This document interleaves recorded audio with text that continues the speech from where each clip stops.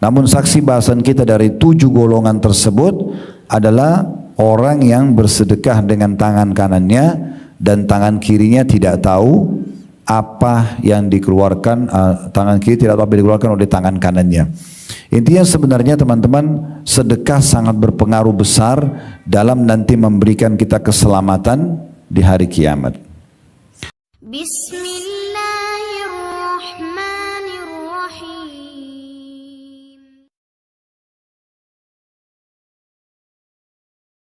Di antara keutamaan yang bisa kita dapatkan adalah poin nomor 3 dari manifestasi sedekah yang kita akan bahas, yaitu Bapak Ibu yang suka sedekah nanti akan dilindungi oleh sedekah kita sendiri di hari kiamat. Saya akan bacakan penulis mengatakan apa. Dia mengatakan di poin ketiga, seorang mukmin berada dalam naungan sedekahnya pada hari kiamat kelak, yaitu pada hari yang pasti akan disaksikan oleh seluruh makhluk tersebut, di mana seorang anak akan beruban, matahari akan mendekat ke kepala manusia, keringat yang banyak keluar hingga menenggelamkan manusia. Dari hadis Abu Hurairah radhiyallahu anhu, hadis yang cukup mengerikan ini ya, tentang keadaan nanti di mahsyar di hari kiamat. Jadi kita mumpung dengar siang ini, selamatkan diri sebelum terjadi. Kata Nabi SAW, ya'rakun nasu yawmal qiyamati hatta yadhhaba arakuhum fil ardi 70 dhira'an wa yuljimuhum hatta yabluga adhanahum. Pada hari kiamat nanti manusia akan berkeringat hingga mengalir sejauh 70 hasta dan akan menenggelamkan mereka hingga mencapai telinga mereka. Di sebelahnya ada footnote nomor 1, di bawah sekali ada angka 1 HR hadis riwayat Bukhari. Kalau ada yang bertanya pada saya, Ustaz, kenapa kok di sini statement daripada penulis mengatakan pada hari nanti di mahsyar anak-anak akan beruban, ya. Kemudian juga matahari akan mendekat ke kepala manusia. Ini semua ada dalilnya ya, bukan tidak ada dalil. Itu dijelaskan dalam surah Al-Hajj. Kalau teman-teman mau lihat dalilnya, ada dalam surah Al-Hajj. Surah nomor 22 setahu saya, seingat saya.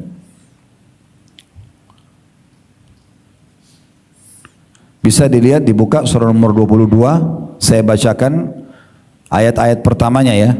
Ayat pertama, ayat kedua. Ya, bismillahirrahmanirrahim. Ya ayuhan nasu taqu rabbakum inna zalzalatas saati syai'un azim. Hai manusia, bertakwalah, patuh, tunduk, takut kepada Tuhanmu. Sesungguhnya kegoncangan nanti hari kiamat itu adalah suatu kejadian yang sangat besar, dahsyat nanti. Kita semua akan mati sebagaimana orang sebelum kita sudah mati, mau sehat, mau sakit, mau muda, mau tua, dan nanti akan dibangkitkan di mahsyar. Allah sudah ingatkan, hati-hati dengan mahsyar itu goncangan yang sangat menakutkan. Kenapa? Allah gambarkan di ayat 2-nya, yauma tarawunaha tazhalu kullu murdi'atin amma arda'at wa tada'u kullu dhati hamlin hamlaha wa taran nasa sukara wa ma hum bisukara walakinna adzaballahi syadid. Ingatlah, atau kalau makna ingat maksudnya pelajarilah ya, karena kita kan belum lihat hari kiamat, tapi Allah mengatakan pelajarilah pada hari ketika kamu melihat kegoncangan itu, lalainya semua wanita yang menyusui anaknya dari anak yang disusuinya. Jadi kalau di hari kiamat di mahsyar, kalau ada seorang ibu lagi nyusui, kita tahu siapapun di dunia ini kalau mau tarik anak itu dari ibunya, pasti ibunya akan melawan, karena bentuk kasih sayang dia dengan bayinya yang sedang menyusui. Tapi pada hari kiamat, karena dahsyatnya, seorang ibu akan lepaskan anaknya. Kemudian dikatakan oleh Allah, dan gugurlah kandungan segala wanita yang hamil. Kalau ada yang hamil, karena ketakutannya sampai keguguran. Dan kamu lihat manusia dalam keadaan mabuk, padahal sebenarnya mereka tidak mabuk, tapi azab Allah itu sangat keras. Nah, ini gambaran tentang keadaan mahsyar itu sendiri. Itu berhubungan dengan masalah keadaannya. Kalau masalah anak-anak yang berubah menjadi beruban, ini disebutkan dalam hadis Nabi SAW. Pada hari itu nanti anak-anak akan, kalaupun lahir atau ada anak kecil, karena takutnya rambut mereka menjadi putih semuanya, Begitu juga dengan matahari mendekat, kata Nabi SAW, matahari akan dekat kepada manusia, kepala manusia di mahsyar, ya sampai jaraknya 1 mil. Perawi hadis mengatakan, saya tidak tahu 1 mil itu adalah jarak perjalanan yang kurang lebih 1,5 kilometer atau mil yang sering digunakan oleh orang-orang Arab dalam bahasa mereka. Jadi orang Arab itu kalau mau pakai celak mata, wadah kayu atau plastik yang biasa ditaruh untuk dicoret di matanya, ya, itu kalau dia sudah dekatkan dengan matanya sangat dekat untuk digoreskan, maka itu namanya mil dalam bahasa Arab oleh orang Arab. Jadi kata Nabi SAW, matahari akan sedekat 1 mil dengan manusia, maka pada saat itu mereka akan keringatan, masing-masing akan mengucurkan keringat yang sangat banyak, dan nanti mereka akan tenggelam sesuai dengan kadar dosanya masing-masing. Ada yang tenggelam sampai mata kakinya, jadi keringat kita tidak akan mengganggu orang yang di sebelah, tapi hanya menenggelamkan kita saja. Ada yang sampai mata kaki, ada yang sampai betis, ada yang sampai paha, ada yang sampai perut, dan ada kata Nabi SAW yang tenggelam sampai ke mulutnya. Lalu Nabi SAW memberikan isyarat ke mulut beliau SAW. Ya, memang keadaan itu sangat dahsyat nanti, keadaan mahsyar itu. Ibnu Hajar rahimahullah berkata, kita lanjutkan di halaman 13, paragraf pertama di halaman 13. Ibnu Hajar rahimahullah berkata, dalam menanggapi hadis tersebut, maksudnya hadis tentang manusia akan tenggelam dengan keringat mereka sesuai dengan kadar dosanya di hari kiamat. Barang siapa yang memperhatikan kondisi tersebut, niscaya ia akan mengetahui betapa besarnya kegoncangan pada hari itu, di mana neraka mengelilingi tanah padang mahsyar dan matahari didekatkan sekitar 1 mil jaraknya dari kepala manusia. Maka bagaimanakah kondisi panas bumi saat itu? Dan keringat apa yang mengalir pada padang Sahara hingga mencapai 70 hasta? Karena nanti mahsyar itu padang, kata Nabi SAW, tanah tandus berwarna putih. Jadi kayak padang pasir, tapi pasirnya putih. Tidak ada apa-apa pun, tidak ada bangunan, tidak ada pohon. Kita dibangkitkan nanti di mahsyar itu. Sebagian riwayat menyebutkan mahsyar ada di negeri Syam atau di Palestina.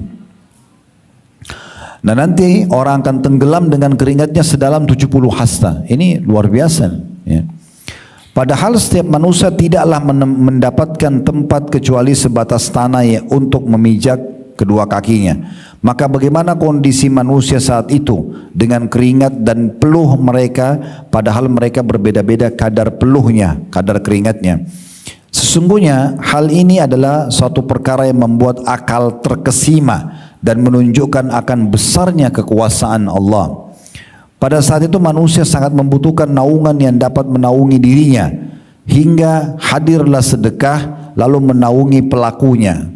Nah, sedekah-sedekah yang kita keluarkan termasuk menaungi kita dari panasnya matahari di mahsyar nanti.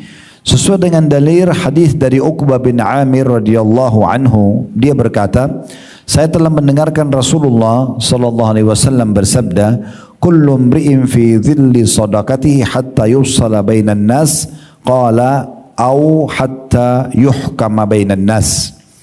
Setiap orang berada di bawah naungan sedekahnya hingga manusia diadili oleh pengadilan Allah, atau beliau bersabda hingga keputusan di antara manusia ditetapkan di pengadilan atau oleh pengadilan Allah.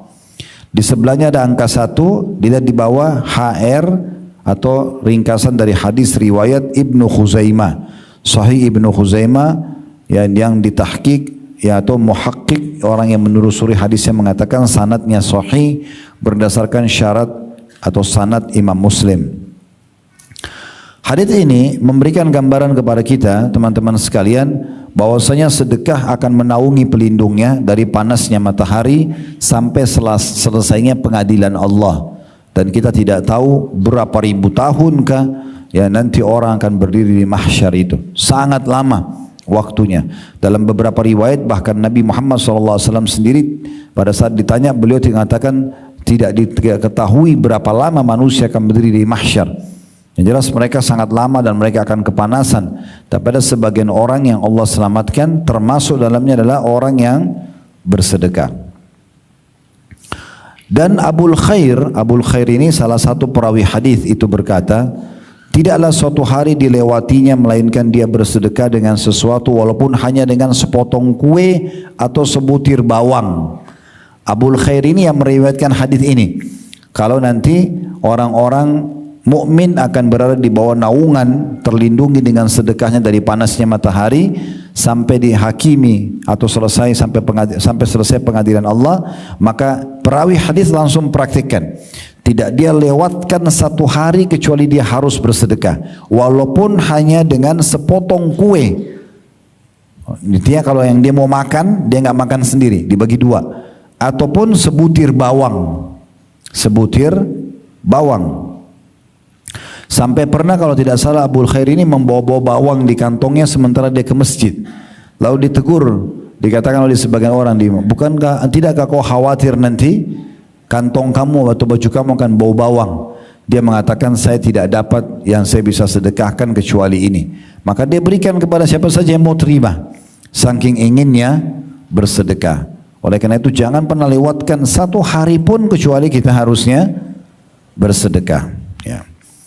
Kemudian penulis mengatakan, dan dalam pembahasan tentang 7 kelompok manusia yang akan dinaungi oleh Allah dengan naungannya, N-nya besar kata ganti Allah, pada hari di mana tidak ada naungan kecuali naungannya, N-nya besar kata ganti Allah, ya.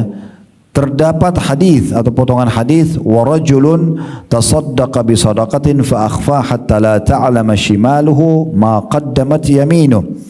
Dari 7 golongan yang Allah akan naungi hari kiamat nanti, dan salah satunya adalah seorang lelaki yang bersedekah dengan satu sedekah lalu merahasiakannya hingga tangan kirinya tidak mengetahui apa yang diberikan oleh tangan kanannya. Hadis footnote nomor 2 riwayat Bukhari dan Muslim. Jadi salah satu dari 7 golongan nanti yang Allah akan naungi pada hari kiamat, tidak ada naungan kecuali naungannya, adalah seseorang yang bersedekah dan dia merahasiakan selama tidak ada yang tahu. Kalau ada yang lihat itu lain ceritanya, tapi kalau ada dia bersedekah, dia transfer ke orang atau dia bantu kemudian tidak ada yang tahu, maka dia merahasiakan. Nah, ini merahasiakan sedekah ini bagian daripada ibadah tersendiri. Itu nanti akan mendapatkan naungan Allah di hari kiamat, tidak ada naungan kecuali naungannya. Baik, sedikit kita tambahkan hadis ini. 7 golongan yang disebutkan dalam hadis adalah yang pertama, imam yang adil. Ini juga akan mendapatkan naungan Allah hari kiamat, atau pemimpin yang adil.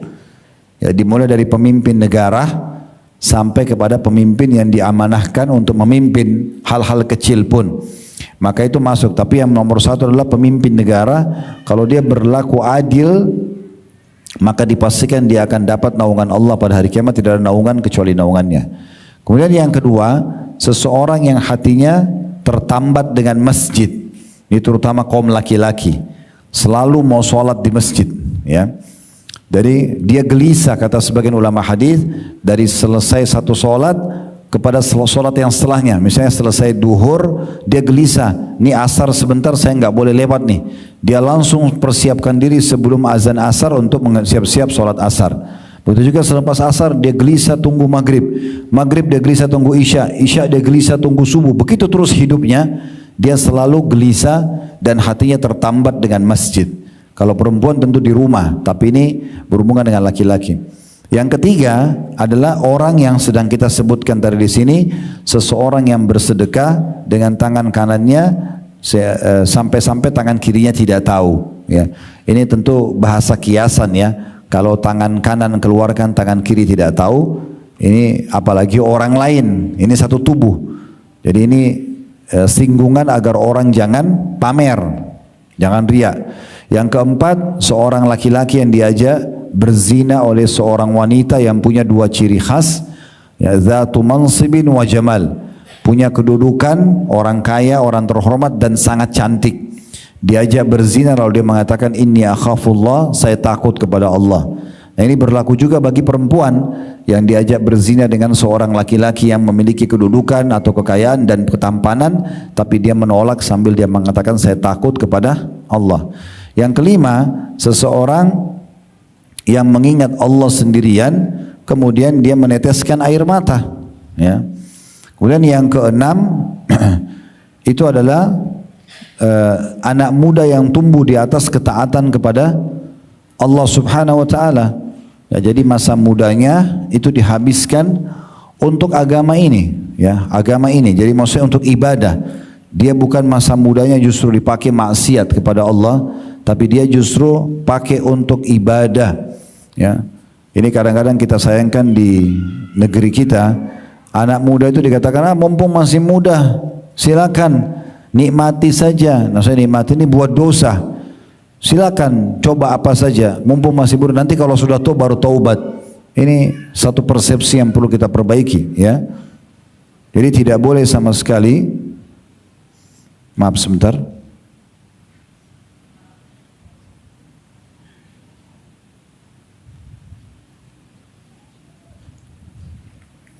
Jadi ada persepsi yang kita harus perbaiki di masyarakat kita, di mana mereka berpikir kalau anak muda harus buat dosa.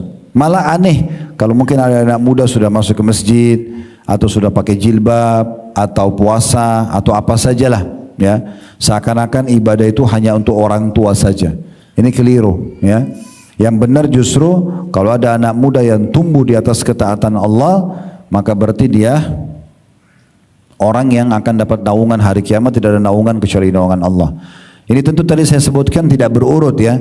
Kalau mau berurut 7 golongan itu, yang pertama imam yang adil, yang kedua anak muda yang tumbuh di atas ketaatan Allah Subhanahu wa taala, yang ketiga adalah seseorang yang tertambat hatinya dengan masjid, kemudian yang keempat ini 2 orang laki-laki atau perempuan yang saling mencintai karena Allah, ya, berkumpul karenanya dan berpisah karenanya.